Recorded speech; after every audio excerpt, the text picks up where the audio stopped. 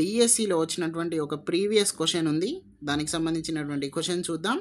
ఇక్కడ చూసినట్లయితే ఇక్కడ 0.5 కరెక్ట్ ఆన్సర్ ఉంది కదా.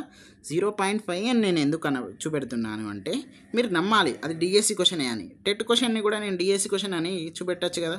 కాబట్టి మనం ఏదైనా ఉంటే అది కరెక్ట్ ట్రాన్స్పరెంట్గానే ఉండాలి. ఓకే, మనం క్వశ్చన్ చదువుదాం. Identify the correct pair from the following.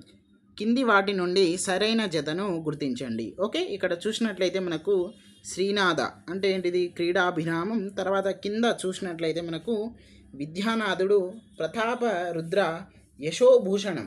ఇవి రెండు కూడా కరెక్ట్ పేరు. అంటే ఇక్కడ ఏది రైట్ అంటే ఏది రైట్ అని మీకు అడగొచ్చుగా. దీంట్లో ఏది పెట్టినా కూడా రైటే.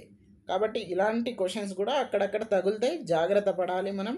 ఓకే, మనకి ఇవి రెండు కూడా రాంగ్ ఆన్సర్. ఓకే, తర్వాత మనకు పల్నాటి వీరగాథ ఎవరు రాసిర్రు? మనకు శ్రీనాథుడు రాసిండు.